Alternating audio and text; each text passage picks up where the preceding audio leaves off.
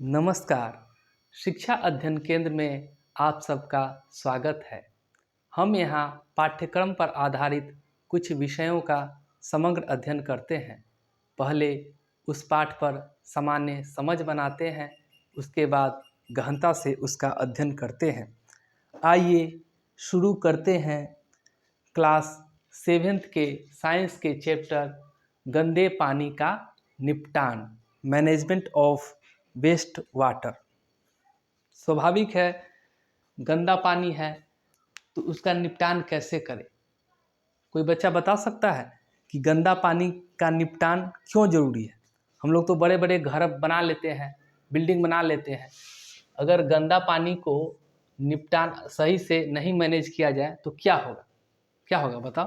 अगर हम लोग घर बना लिए और गंदा पानी के जाने का रास्ता नहीं है तो क्या हो जाएगा। सड़क पर पानी जमा हो जाएगा, असुविधा होगी, चारों तरफ क्या पर फैल जाएगा, गंदगी फैल जाएगा। इसलिए निपटान जरूरी है। तो इसको जानने, डीपली से अध्ययन करने के लिए कुछ विशेष बात को हम ध्यान देंगे। सबसे पहले अपशिष्ट जल, जिसको कहेंगे वेस्ट वाटर। अपशिष्ट जल क्या है बताओ। वही जो गंदा पानी, जो हम लोग उपयोग के बाद जो पानी कहाँ चला जाता है, नाली में। कहाँ चला जाता है, नाली में। तो अपशिष्ट जल क्या है, गंदे पानी है। क्या है, गंदा पानी, जिसमें तेल झाग ये सब लगा रहता है। ये गंदा पानी उपयोग के बाद कहाँ जाता है, गंदा पानी कहाँ जाता है, नाली में जाता है। जो नाली में जाता है। वेस्ट वाटर क्या हो गया, जो उपयोग कर लिया उसके बाद वो कहाँ जाएगा, नाली में। तुम नहा लो, शौच कर लो, मुंह धो लो, उसके बाद ये पानी सब कहाँ चला जाता है, नाली में। तो यह पानी क्या हो गया, अपशिष्ट जल, वेस्ट वाटर। चलो, अब वही पानी उपयोग के बाद, जैसे घर में, अस्पताल में, स्कूल में, सब में उपयोग के बाद जब ये पानी कहाँ बहेगा, नाली में। उपयोग के बाद कहाँ बहेगा, नाली में। तो उसको हम क्या कहेंगे, वाहित मल। क्या कहेंगे, सीवेज। क्या कहेंगे, वाहित मल।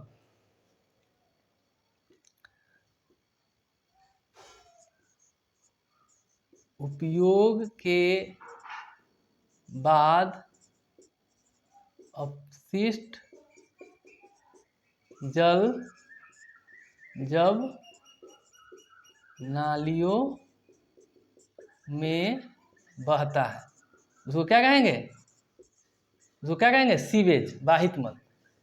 उपयोग के बाद जब अपशिष्ट जल कहाँ बहता है, नालियों में, तो उसको क्या कहेंगे, सीवेज या वाहित मल कहेंगे। यहाँ तक समझ गए सब। अब वाहित मल में क्या होगा, गंदगी सब होगा। क्या होगा, गंदगी, बहुत तरह के गंदगी होगा। उसको क्या कहेंगे हम लोग, जो अपद्रव्य होगा, अपद्रव्य जो गंदगी बैठ जाता है, उसको क्या कहेंगे, संदूषक। क्या कहेंगे, कचरा या संदूषक। क्या कहेंगे, संदूषक, कंटेमिनेंट। क्या कहेंगे, साइंस में इसका अपना नाम दिया है, कंटेमिनेंट या संदूषक कहेंगे। क्या कहेंगे, या प्रदूषक भी कह सकते हैं। तो यह क्या हो गया, जो उस जल में जो अपद्रव्य बैठ जाता है उसको क्या कहेंगे, संदूषक। अपद्रव्य जो तुम बोल रहा है कचरा, ये भी कचरा भी कह सकते हैं अपना आम भाषा में। तो उसको क्या कहेंगे, संदूषक। क्या कहेंगे, किसमें होता है, वाहित मल में। वाहित मल में संदूषक हो गया। अब जो वाहित मल में बहुत तरह के संदूषक है। पानी में हम लोग देखते हैं प्लास्टिक बहता है, फल फूल ये सब का छिलका बह रहा है, ये सब बह रहा है। तब इस कैटेगरी में उसमें छोटा छोटा सूक्ष्म जीव भी होता है, छोटा छोटा जीव जिसको तुम नंगी आंख से नहीं देख सकता है। कभी नहीं देखता है, गंदा पानी पीने से क्या होता है, बहुत तरह तरह की बीमारी हो जाता है। हैजा, टाइफाइड, डायरिया, बहुत अच्छा, ये सब बीमारी हो जाता है, तो वो घातक होता है। तो ये सब अशुद्धियाँ, इम्प्यूरिटी किसमें पाया जाता है, अशुद्धियाँ इस संदूषक वाहित मल में। वाहित मल में या संदूषक के घटक या इस वाहित मल में क्या क्या पाया जाता है? ये सब कार्बनिक अशुद्धि, अकार्बनिक अशुद्धि, सूक्ष्मजीव। अब कार्बनिक अशुद्धि क्या है, ऑर्गेनिक इम्प्योरिटी क्या है? कार्बनिक अशुद्धि किसको बोलेंगे? कैसा कचरा?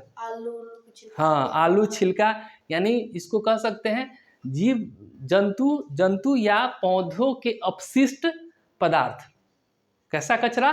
जो जंतु और पौधों से जो मिलता है कचरा, वो कचरा को क्या कहेंगे?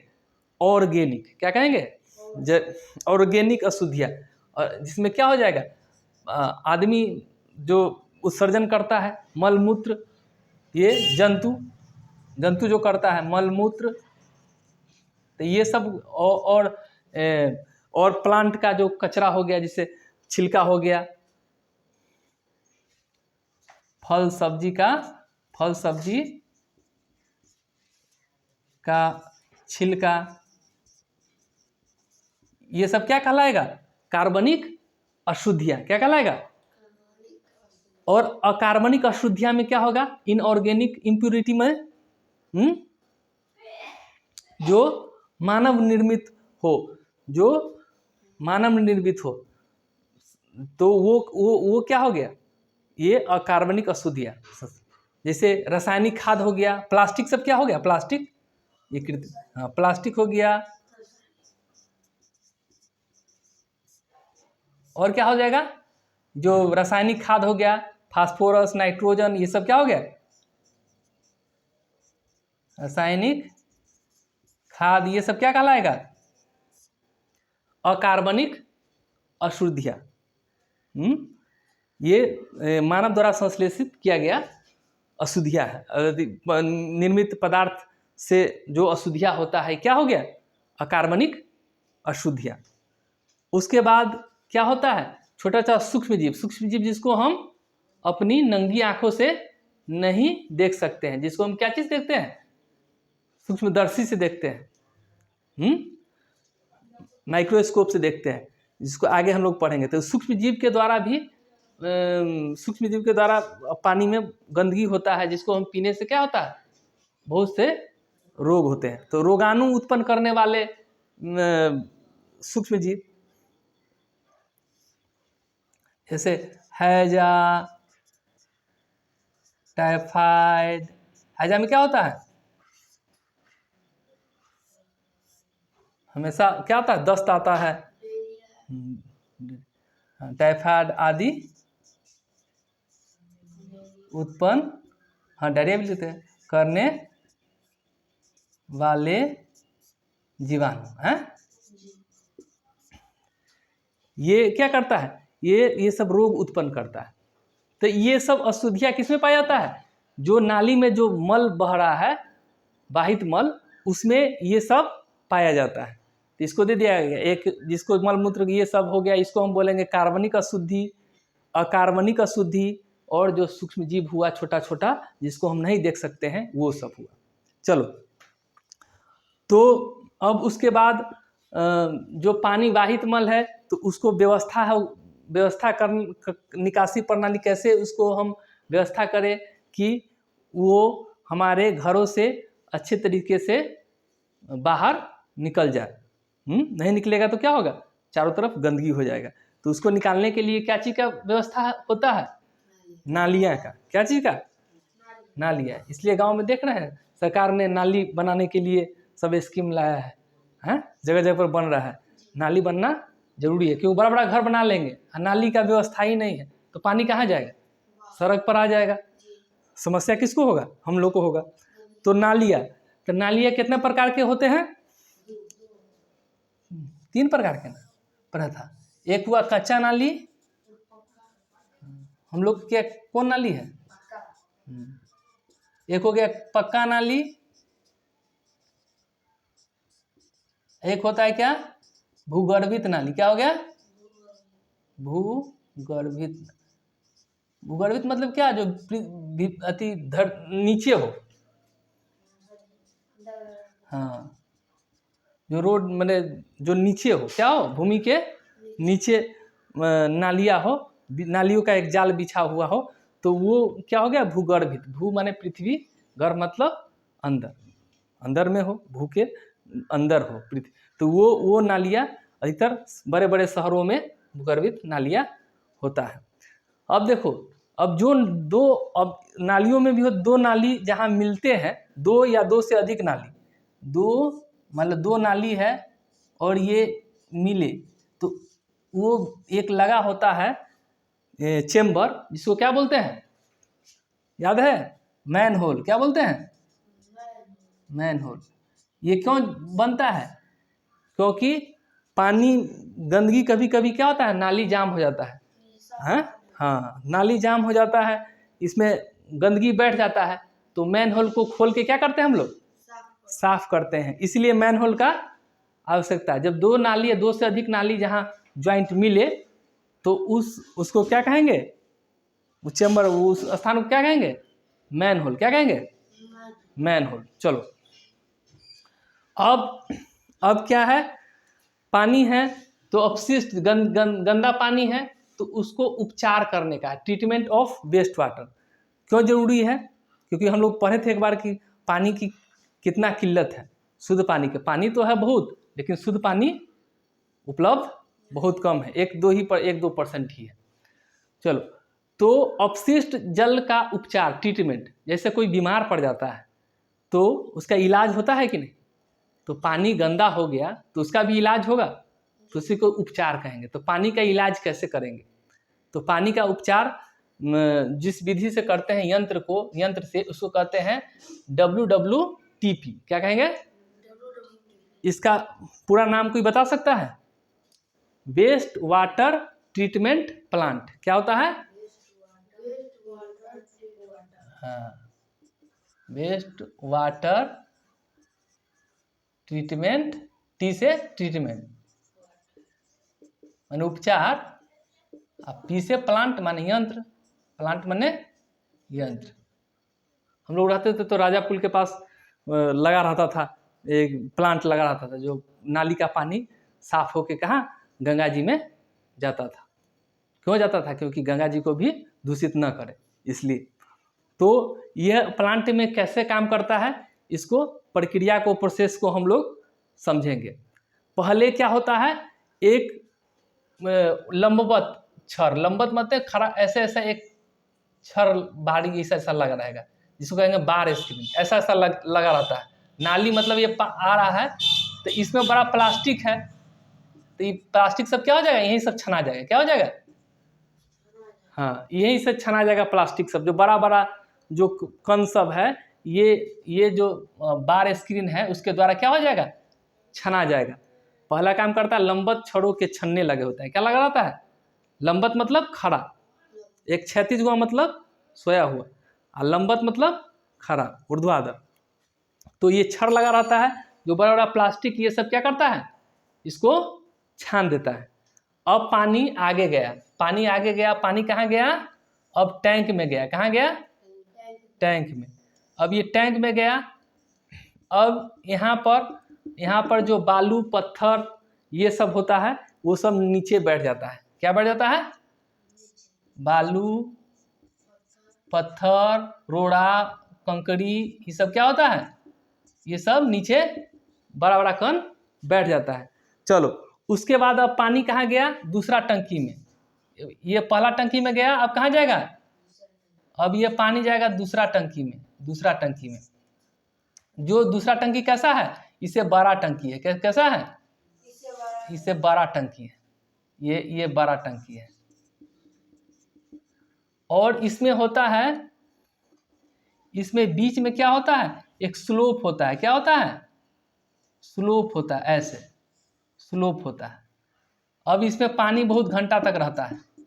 स्लोप होता है, तो इसमें अब में ही बड़ा तो कण तो इसमें छना गया पहला टंकी में, अब छोटा छोटा कण इसमें जमा हो जाता है, जिसको क्या कहते हैं, एक ठोस पदार्थ कहते हैं। इसका क्या नाम कहते हैं? आपंक या स्लज। क्या बोलते हैं? हाँ, इसमें जो जमा हो जाता है गाद, तेल में कैसे गाद जमा हो जाता है, देखा है कभी?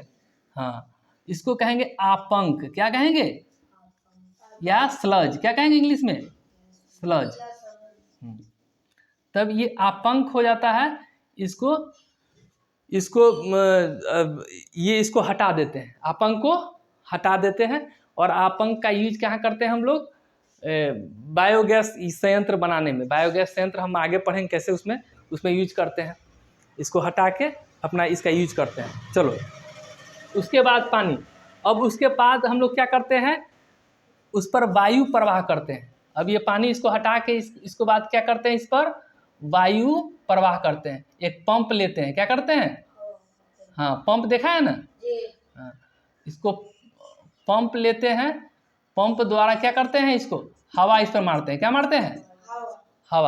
हवा मारेंगे तो इसमें क्या होता है? हवा मारने से वायवीय जीवाणु का वृद्धि होगा। किसका वृद्धि होगा? वायवीय जीवाणु का वृद्धि होगा, जीवाणु बढ़ेगा। अब वायवीय जीवाणु बढ़ेगा तो उसमें जो अशुद्धि और कचरा सब है उसको क्या करेगा? खा के उसको क्या करेगा? साफ करेगा। अपघटन करके उसको साफ करेगा तो पानी और साफ होगा। उसके बाद फिर टंकी में रखा जाता है। फिर आपंक को कुछ घंटे फिर निकाला जाता है। तो आपंक एक गीला, दो तरह का हो गया, एक गीला हो गया, एक शुष्क हो जाता है। गीला मतलब क्या हो गया? भीगा हुआ। गीला को बायो संयंत्र में काम करते हैं। सूखा को क्या करते हैं? सूखा को, शुष्क मतलब सूखा हुआ आपंक को क्या काम करते हैं? खेत में, खाद में डाल देते हैं। किस में डाल देते हैं? खाद में, खाद का उपयोग कर लेते हैं, जो आपंक बच जाता है खाद में। इस तरह लगभग 97% में पानी क्या हो जाता है? बहुत शुद्ध हो जाता है और फिर इसका हम लोग यूज कर सकते हैं। तो पानी क्या हो गया? शुद्ध हो गया। पहले कहाँ गया? छड़ से छनाया, फिर पहला टंकी में गया, दूसरा टंकी में, फिर उसमें क्या किए हम लोग? वायु से पंप द्वारा क्या किए? वायु प्रवाहित किए। वायु प्रवाहित किए, जिससे क्या हुआ? वायवीय जीवाणु का वृद्धि हुआ, जिससे वो क्या हुआ? पानी और साफ हुआ। पानी साफ हुआ और उसमें नीचे क्या बढ़ जाता है? आपंक, स्लज। उसको निकाल के हम लोग क्या करते हैं? खाद के रूप में उपयोग करते हैं, नहीं तो बायोगैस संयंत्र में उसका उपयोग करते हैं। चलो, अब देखो मल का उपचार। हम लोग शौच यूज कर देते हैं बहुत जगह। पहले तो वैसे ही खुला में होता था, अब लोग तो अच्छा व्यवस्था है कि लोग अपना घर में करता है। तो शौच जो होता बाहर, जो तपटी बहुत नहीं है किसी आदमी को, तो करता है बाहर, पशु है, तो उसका उपचार कैसे हम लोग करें? तो उसके लिए हम क्या चीज़ करते हैं? किसके द्वारा? सरकार तो एक लेख लगा हुआ है, सेप्टिक शौचालय है। क्या है? सेप्टिक शौचालय।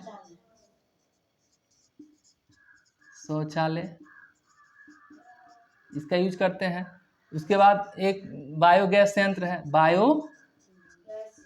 देखा है कोई लड़का बायोगैस संयंत्र? ये संयंत्र है। इसमें क्या होता है? गंदगी, मल सब को क्या करता है? इसमें एक कुआं ऐसा रहता है, मल सबको इसमें अति करके, इससे क्या उत्पन्न होता है? बिजली। क्या उत्पन्न होता है? बिजली। हाँ, कचरा से इससे बिजली उत्पन्न होता है। इलेक्ट्रिसिटी उत्पन्न होता है, बिजली। कचरा सबको क्या करता है? कचरा सबको इसमें डाल के बिजली, बायोगैस संयंत्र इसको बोलते हैं। आपंक, जो गीला आपंक है, इसको हम क्या किसमें करते हैं? बिजली बनाने में। किसमें करते हैं? बायोगैस संयंत्र। इसका उपयोग हम लोग बिजली बनाने में करते हैं। और जो मल है, हम लोग इतना जगह है जिसका पशु बहुत है, तो गोबर उबर ये सब से हम लोग क्या करते हैं? बायोगैस संयंत्र बनाते हैं। क्योंकि इसमें विस्तार से पढ़ेंगे कैसे हम लोग कचरा को इसमें डाल के, मीथेन गैस होता है, उससे क्या होता है? बिजली बनता है। चलो, उसके बाद हम लोग अन्य टॉपिक पर कुछ नज़र डाल लेते हैं इसके संदर्भ में। जैसे हम लोग पढ़ेंगे सिंधु घाटी सभ्यता। ये कहाँ पर ये सभ्यता है? सिंधु नदी के समीप। ये कुछ हिस्सा भारत के पंजाब, गुजरात ये हिस्सों में है, राजस्थान, कुछ पाकिस्तान के हिस्सों में है। हाँ, तो इस सिंधु घाटी सभ्यता, जिसको हड़प्पा सभ्यता भी बोलते हैं। क्या? हड़प्पा सभ्यता। इसके बारे में पढ़े हो कि नहीं? ये इस सभ्यता में, ये देखो कि इस सभ्यता में उस समय भी पानी के निकासी की बहुत अच्छी व्यवस्था थी। जो पानी निकालने का जो व्यवस्था था घर का, उस समय भी बहुत अच्छी व्यवस्था थी। पक्की ईंट का खुदाई हुआ तो मिला, पक्की ईंट का जो घर का स्ट्रक्चर मिला, उसमें क्या हुआ, देखा कि पानी का निकासी का व्यवस्था बहुत अति सुंदर है। सिंधु घाटी सभ्यता, आप लोग को कमेंट करके बताना है कि आज से सिंधु घाटी सभ्यता कितना पुराना है, कितना साल पुराना ये सिंधु घाटी सभ्यता है, जिसको खुदाई किया गया, सबसे पहले खुदाई किया हड़प्पा, तो उसी के नाम पर हड़प्पा सभ्यता भी हम लोग कहते हैं। तो आप लोग के क्या क्या करना है कि सिंधु घाटी सभ्यता आज से कितना साल पुराना है। चलो, अब उसके बाद हम लोग क्या करेंगे, जागरूक नागरिकता। जागरूक नागरिकता क्यों जरूरी है? हम लोग को जागरूक होना क्या क्या चीज़ के लिए, कैसे जागरूक होना होगा कि पानी को अनावश्यक हम लोग पानी में गंदगी नहीं फैलाएं, नदी नाला में इसमें नहीं कि फूल उल जाके फेंक दे। लोग श्रद्धा में कभी देखते हैं गंगा जी में फूल फेंक दिया, ये फेंक दिया, तो ये सब से बचे। पानी में गंदगी अनावश्यक नहीं फैलाए, साफ सुथरा रखे। कचरा को कहाँ डाले? कूड़ादान में। तो इस तरह ध्यान देना है कि पानी के अशुद्धियाँ को कैसे हम लोग अपने आचरण, अपने अथी से उसको बचाएं, अपने सही अथी से, डिसीजन से। तो ये मनुष्य के जागरूकता बढ़ेगी तो क्या होगा, इसमें पानी में गंदगी की संभावना कम होगा। प्लास्टिक का यूज कम करेंगे, हैं, अनावश्यक इधर उधर नहीं फेंकेंगे चीज़ को, तो क्या होगा, पानी में अशुद्धियाँ कम हो गए। पहले देखते थे तालाब नदी कितना सुंदर होता था जी। तो इसीलिए बहुत हद तक मानव भी जिम्मेवार है कि नहीं? तो इसलिए हम लोग को भी जागरूक होना होगा। ठीक है, आज इतना ही। आशा है आप लोग इसे अच्छी तरह समझ गए होंगे। अगर मेरा यह प्रयास आप लोगों को अच्छा लग रहा है तो मेरे इस चैनल पर लाइक, सब्सक्राइब एवं कमेंट करें। समय देने के लिए धन्यवाद। जय हिंद।